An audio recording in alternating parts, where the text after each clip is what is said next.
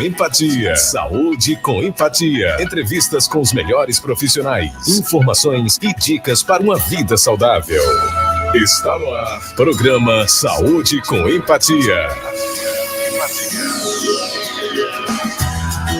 Bom dia! Agora, bom dia para você que está acompanhando a programação da nossa princesinha. Terça-feira, dia 19 de março. Mais uma terça-feira e mais um dia para a gente falar sobre saúde aqui na programação da nossa princesa. O nosso programa Saúde com Empatia está no ar e tem um oferecimento da Clínica Médica Empatia, que aqui em Açu, fica na Avenida Senador João Câmara, no Dom Eliseu, no Empresarial Estel Norata, sala 5, aqui em Açu. Inclusive, já vou te passar o telefone, você está precisando agendar consulta. Lá tem diversos profissionais e você pode agendar pelo 996976284. E daqui a pouquinho eu vou te passar a agenda da semana para você se programar direitinho, já ligar, falar com a Stephanie e agendar sua consulta bonitinho para cuidar da saúde, tá bom? O nosso programa de hoje, nós vamos conversar com o hematologista, Dr. Anax Medeiros. Já vamos dar bom dia para ele. Bom dia, querido. Bem-vindo mais uma vez ao nosso Saúde com Empatia. Bom dia, Alquênia. Bom dia a todos os ouvintes. Estamos aqui mais um dia, graças ao bom Deus, e obrigado mais uma vez pelo convite. O tema de hoje é trombose e assusta, né? Esse tema é um tema que assusta, mas existem formas da gente se antecipar à trombose, mas a primeira é saber o que é realmente trombose, né? Qual é a forma mais simplificada da gente explicar o que é trombose? Exato, Alquênia. A gente ouve muito na cultura popular essa palavra, trombose. Só que é um termo genérico para a designação da formação de um trombo. Então, trombose pode ser a manifestação de diversas doenças, né? Então, a gente ouve muito trombose referido principalmente ao AVC. Ah, fulaninho teve uma trombose, porque teve um AVC. Mas trombose é um termo genérico para a formação de um coágulo. Nosso corpo ele é abastecido através de pequenos ductos que são os vasos sanguíneos, né? Artérias e veias. E aí, em algum momento e por algum motivo, essas veias e artérias podem ser entupidas pela formação de um coágulo. Isso é a designação de trombose. O resultado disso vai depender muito do sítio em que houve a obstrução. Então, se foi na cabeça, o paciente terá um AVC. Se foi no coração, o paciente terá um infarto. Se foi no pulmão, o paciente terá uma embolia pulmonar. Se foi na perna, uma trombose venosa profunda. Então, trombose são manifestações diversas desse distúrbio de coagulação. E, só pelo contexto geral, a gente já imagina para quem esse médico pode chegar. Obviamente, o contexto de coagulação a gente discute na hematologia e é tema de propriedade do hematologista, mas a trombose pode chegar para diversos especialistas. O AVC para o neurologista, o infarto para o cardiologista, a trombose venosa profunda num pós-operatório com o cirurgião, mas, ao cabo, a investigação e tratamento muitas vezes finda no consultório de hematologia, tá?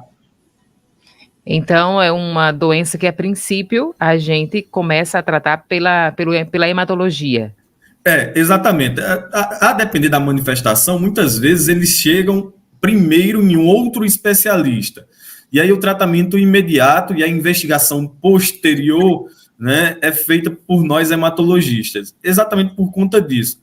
A trombose, de uma maneira geral, ela acontece prevalentemente em determinadas populações de risco, já que a gente tem muito bem estabelecido esses fatores de risco, tá certo? Quando esses fatores de risco fogem à regra, uma paciente jovem que não toma remédio nenhum, que não tem nenhuma doença, de repente teve uma trombose grave, isso acende um alerta que ela pode ter uma doença do sangue. Então, é nesse momento que esse paciente chega para o hematologista para investigação diagnóstica. E já que a gente falou dos riscos, né, tá falando aqui desses sintomas e tal, é uma doença muito frequente, muito perigosa, pelo menos no que a gente costuma observar. Então, como é que a gente pode conhecer esses fatores de risco para que a gente possa agir rápido? Isso é muito importante. Você falou da frequência, e de fato é frequente, e da gravidade. A depender do sítio da trombose, a trombose pode ter risco iminente de vida. Então, eu falei os três principais. Na cabeça, então, trombosar vasos da cabeça, né, tendo um AVC, é uma trombose grave, com risco de vida, trombosar o pulmão, trombose grave, com risco de vida, e o coração tendo um infarto grave, com risco de vida. Outras tromboses têm um menor risco de vida. Então, por exemplo, aquela trombose venosa profunda, onde uma gestante no pós-operatório, né, de cesárea ficou muito tempo parada, começou a inchar demais uma perna. Aquilo é um dos primeiros sinais de uma trombose venosa profunda, o edema assimétrico. Essa trombose não tem um risco imediato de vida, mas tem que ser reconhecida porque aquele trombo pode se soltar da perna e migrar para o pulmão, gerando uma embolia pulmonar. Essa sim é gravíssima. E aí, aqui eu já introduzi alguns dos fatores de risco. Então, gestação, pelos diversos mecanismos de mudança hormonal da mulher, é um fator de risco para trombose.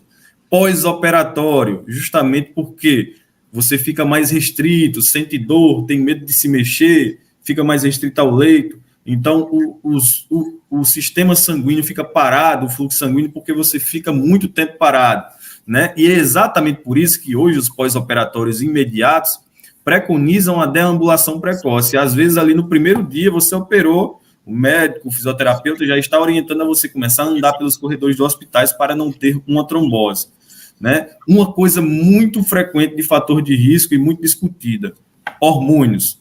Anticoncepcionais hormonais em mulheres, né, tem uma frequência aumentada de risco de trombose, principalmente associada aos fatores de risco. Então, por isso que o uso de anticoncepcional hormonal não deve ser indiscriminado. Antes da gente iniciar a utilização de um anticoncepcional, a gente vai procurar fatores de risco nessa mulher para tentar identificar se essa mulher tem um risco aumentado ou não de ter uma trombose. Porque senão, ela começa um anticoncepcional e tem um AVC, tem um infarto e tem uma embolia. Isso não é uma minoria dos casos. O anticoncepcional ainda é um excelente remédio, não só para prevenção de gravidez indesejada, mas também para diversas doenças. Então, não podemos criminalizá-lo. Ainda nesse cenário de hormônio, os diversos hormônios também estão associados à trombose. Então, a gente tem uma crescente demanda e uso indiscriminado, por exemplo, de hormônios esteroides anabolizantes, pela prática de academia e tudo mais. Testosterona e todos os hormônios anabolizantes estão associados ao aumento do risco de trombose, tá certo? Outra coisa que é bastante comum, viagens longas e prolongadas de avião. Então, o cara vai viajar daqui para os Estados Unidos, vai passar 12 horas no avião. A recomendação é que ele se levante ali a cada 30, 60 minutos e dê uma pequena caminhada, porque nas nossas pernas, os fluidos, né, o sangue vai começar a circular com menor velocidade, predispondo a uma trombose. Então, isso é frequente, né? Um paciente que viajou uma viagem muito longa de avião, não se mexeu, teve uma trombose, né? E aí, diversos cenários, medicações, né, trauma. Então, eu tive recentemente uma jovem que teve uma embolia pulmonar. Ela caiu, bateu com um tórax, e aí, devido ao trauma mecânico, né, isso lesa os vasos e aumenta o risco dela ter trombose. Esses são os fatores de risco adquiridos, que a gente, no decorrer da vida, vai adquirindo. Uma coisa importante também que eu esqueci de falar: tabagismo. Gente que fuma tem maior risco de trombose. Obesidade, doenças comórbidas, né? Então, esses problemas de saúde que a gente vai adquirindo no decorrer da vida aumentam o risco de termos trombose.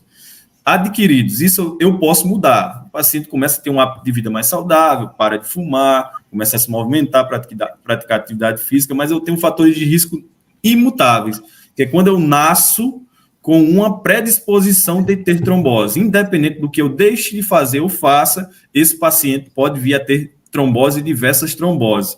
Essas doenças são chamadas trombofilias, e é por isso que, muitas vezes, o paciente com uma trombose atípica, como aquele cenário que eu acabei de falar, de uma jovem que não fez nenhuma cirurgia, que não ficou muito tempo parada, não está usando anticoncepcional hormonal, de repente abriu um quadro de embolia pulmonar, isso é esquisito. Possa ser que ela tenha uma trombofilia. Então, ela bate a porta do consultório do hematologista para investigarmos a causa. A gente está falando aqui, né, de hormônios e, claro, nos acende um alerta, principalmente para mim, mulher, para nós, mulheres que estamos acompanhando o programa, por causa dos anticoncepcionais também, que é muito comum, inclusive a gente começa a tomar muito cedo e cada vez mais cedo hoje em dia, não só pela questão anticoncepcional, mas também por outras questões também, né? E claro que a gente se assusta com a gente e também com os nossos filhos, os adolescentes. Existe algum fator de risco, por exemplo, familiar, que faz com que você, antes de tomar esse anticoncepcional, não, mesmo que o médico diga, vamos tomar anticoncepcional para policístico, por exemplo, que é muito comum hoje em dia. Não, mas antes, como a minha família, meu avô teve AVC, minha avó, minha tia, eu preciso ter esse cuidado e ficar atenta à questão familiar nesse processo, e além, não só as meninas, né, mas hoje em dia também tem as pessoas trans, que também tomam hormônios e também aumentam o risco de trombose nessa questão? Com certeza, excelente pergunta, Alguinha. É exatamente por isso que a gente faz essa triagem, né? Por quê? Porque a gente identifica os fatores de risco pessoais do paciente. É um paciente que fuma, é um paciente que bebe, tem sobrepeso, tem diabetes, mas familiares também, justamente por essa questão das trombofilias, porque as trombofilias, na maioria das vezes, são herdadas, são passadas de pai e de mãe para filho. Então, a investigação familiar é essencial com o paciente com trombose. Então, a gente sempre pergunta, parentes em primeiro e segundo grau já tiveram episódios trombóticos? E aí a gente começa a identificar esses fatores de risco. Minha mãe teve, né? Meu tio teve, meu irmão teve. Opa, tem alguma coisa de errado no sangue dessa família aí. Esse paciente talvez não seja tão interessante utilizar anticoncepcionais hormonais, até porque hoje em dia temos opções terapêuticas não hormonais, né? E é exatamente por isso também que a gente tenta identificar outras coisas. Então, é um paciente que tem enxaqueca com aura, que a gente chama, né? Então, enxaqueca em pacientes mulheres aumenta o risco de ter trombose. Então, em teoria, pacientes que têm enxaqueca com aura, mulheres, não podem usar anticoncepcional hormonal, porque podem ter AVC, né? Já são fatores de risco ali associados. É o seu caso? A minha enxaqueca é com aura, e eu já ouvi isso, tá, gente? Eu já ouvi isso, que mulheres que têm enxaqueca com aura, assim como a minha, não tomam anticoncepcional. Por isso que eu tenho 3 meninos. Alguém já sabe o que é aura, mas só para o pessoal saber. Aura é como se fosse uma espécie de prenúncio da dor de cabeça. Ele anuncia que vai vir a dor de cabeça. Então, geralmente, na maioria das pessoas, é uma alteração visual, que fica ali a visão meio turva, clara, ou às vezes um barulho, às vezes náusea e vômito, avisa que vai dar. E depois vem aquela enxaqueca forte, latejante, com náusea e vômito, né? Esse paciente tem um alto risco de se tomar anticoncepcional hormonal, ter uma trombose, né? Então, enxaqueca é um sinal de alerta. Tem outros métodos anticoncepcionais, né, gente? E às vezes tem essa questão também das mulheres precisarem repor hormônio. Como é que faz quando as mulheres precisam repor hormônio depois de uma certa idade normalmente, ou quando faz esterectomia? Algumas mulheres precisam repor hormônio, e homens também, né? Alguns homens também precisam repor hormônio, né? E como o hormônio é um fator de risco, né, aumentado para a trombose, como é que faz? Com certeza. Em termos genéricos, para as pessoas entenderem, digamos assim, os hormônios engrossam o sangue, certo? Não é isso que acontece, a fisiopatologia, eles aumentam os fatores de coagulação, aumentam a estase sanguínea e, por isso, podem desenvolver trombose. Mas, para o pessoal entender, engrossa o sangue o hormônio, né? E aí, justamente, a gente tenta identificar isso. Essa compreensão motivou, hoje, o avanço nos usos dos anticoncepcionais, por exemplo. Hoje em dia, existem anticoncepcionais com baixíssimas doses, às vezes, inclusive, nem suficiente para segurar a menstruação da mulher. Às vezes, ela fica tendo pequenos escapes, justamente por conta que os anticoncepcionais hoje em dia têm baixas doses de hormônio, reduzindo assim o risco de trombose.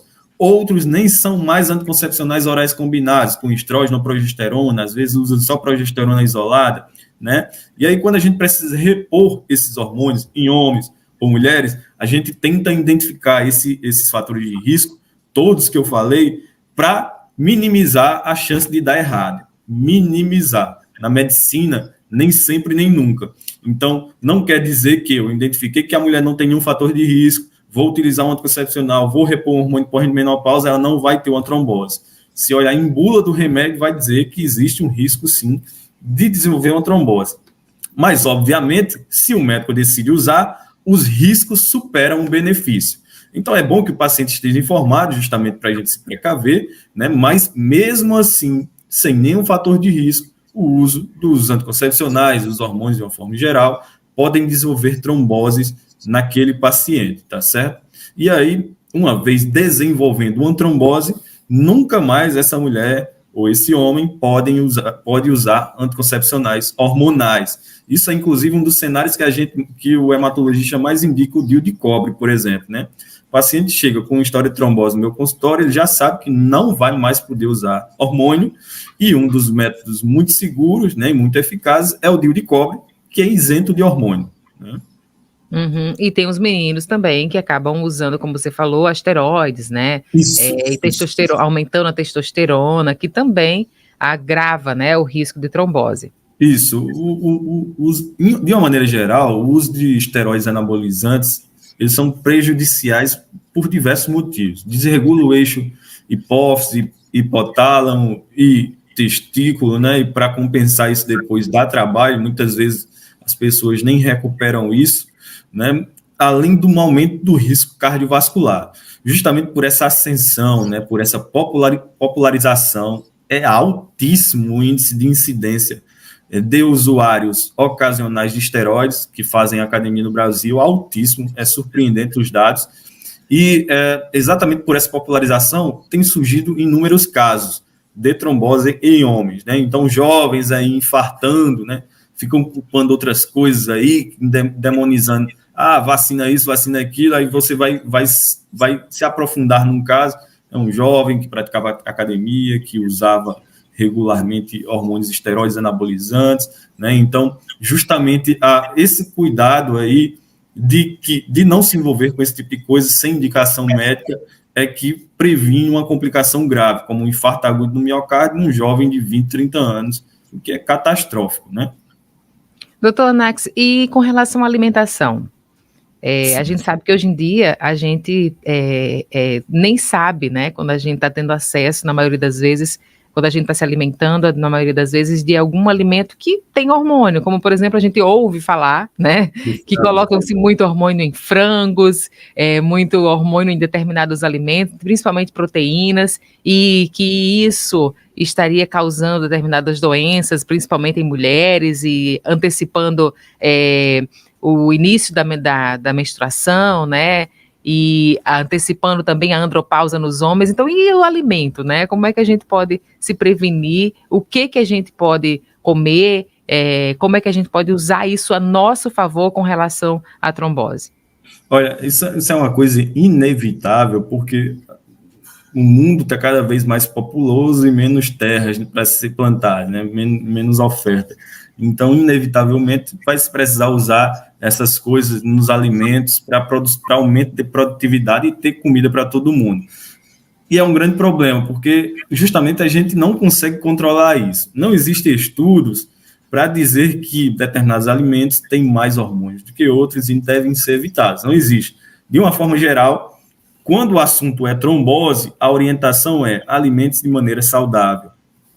Por quê? Porque todos aqueles fatores de risco, né, que eu falei, de hipertensão, diabetes, obesidade, tudo isso é gerado por um estilo de vida não saudável, por uma alimentação ruim, por ausência de prática de atividade física. Então, alimentos de maneira saudável para evitar, entre outras coisas, trombose, infarto, AVC, né, que é o que mais a gente ouve falar.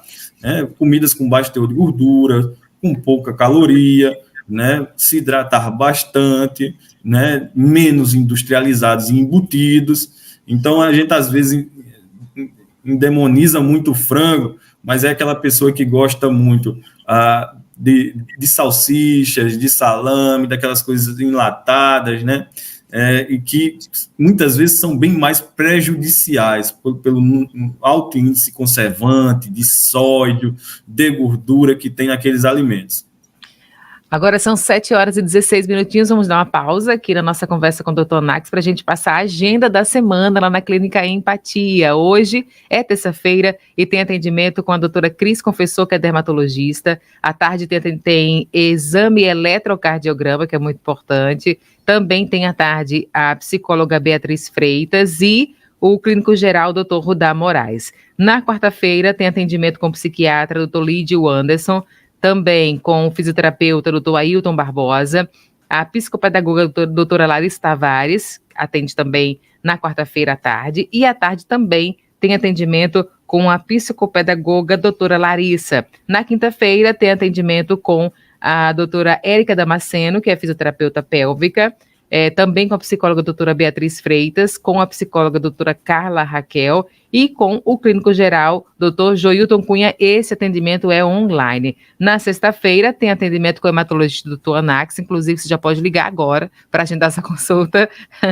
Tem também atendimento com a psicóloga e neuropsicóloga doutora Larissa Lima, com o fisioterapeuta doutor Ailton Barbosa. À tarde também tem atendimento com a psicóloga Beatriz Freitas e com a geriatra, doutora Laís Carla, tá? Isso na sexta-feira. No sábado, também tem atendimento com gastroenterologista e hematologia, doutora Prece Santiago. E você pode marcar sua consulta pelo 996976284, lá na clínica Empatia Médica. Agendou? Pode ligar para a doutora, aliás, para a doutora não, né? Mas tá quase, porque a menina entende já de tudo, a Stephanie. Pode ligar para ela, 996976284. Nosso tema de hoje é trombose, inclusive é um tema que assusta bastante. É muito importante que você compartilhe o nosso programa com quem você acha que precisa saber dessas informações, tá bom? Aproveita e segue a página no Instagram da Clínica Empatia, que é Empatia Clínica Médica, aqui da Princesa, é Princesa 90 FM, e aí você compartilha para quem você quiser e você acha necessário e útil, tá bom? Que essa é a principal função do nosso programa, ser útil para você. Vamos continuar falando de trombose aqui no nosso Saúde com Empatia de hoje. E aí agora, a gente já falou dos riscos, já falou o que é realmente a trombose, falamos da relação, né, com hormônios. Agora eu queria que o doutor Anax falasse para a gente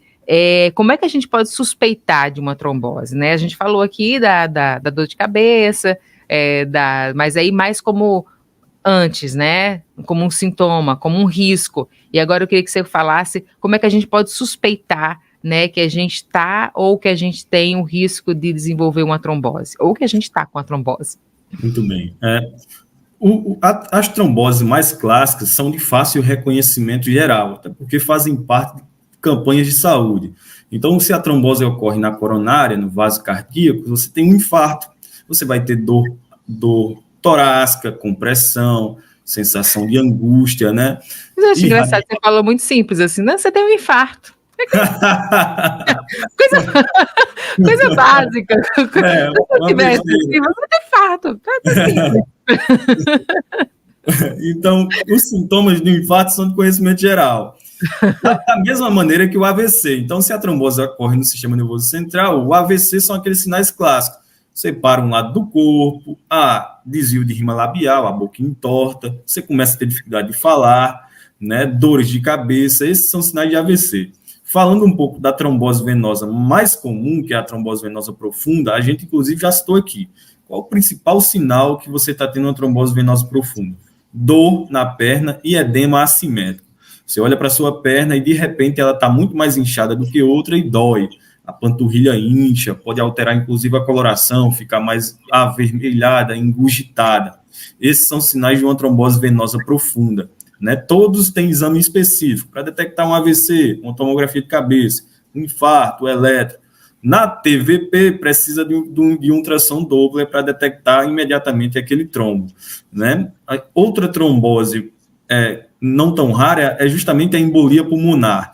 A embolia pulmonar, às vezes, é difícil de diagnóstico, porque o paciente está só com um desconfortozinho ali no tórax, acha que é gás, às vezes tem uma dor torácica, né? Mas aí, quando ela começa a avançar e se tornar mais grave, surge falta de ar, taquicardia, sensação de coração acelerado, né? E aí justamente nesse cenário de pacientes com fatores de risco é que leva a pensar numa embolia pulmonar, tá certo?